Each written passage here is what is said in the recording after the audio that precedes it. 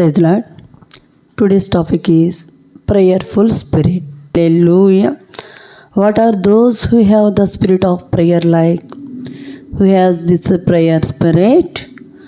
Who has it with pastors, ministers, prophets, believers? Let's look at the sentence once. Nehemiah 1st chapter 6th sentence.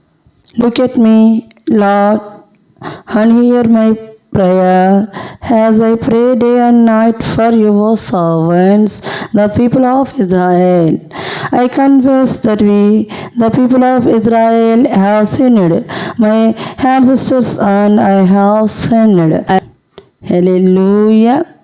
Nehemiah was an official in Shushan, the citadel. The walls of Israel are crumbling.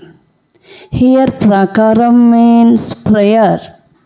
We have not been able to keep the statutes, commandments and ordinances that Moses commanded us. I confess my sins on behalf of the Israel. He prayed to accept me. Hey, let's look at the sentence again. Nehemiah 2nd chapter 17th sentence.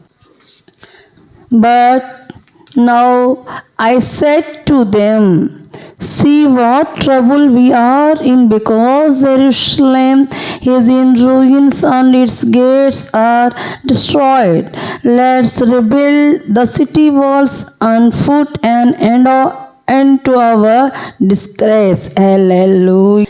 He prayed, taking the sins of the people of the country upon himself. With the same spirit of prayer, Jesus was crucified for our sins. And today we are hearing this sentence. Do we have such a prayer? Need to think.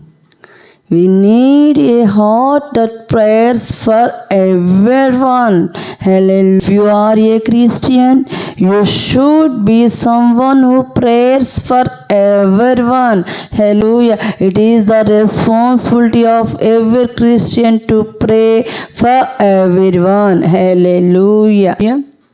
We ask in Jesus' name that you would pour out your Holy Spirit upon all those who have the heart to pray for all.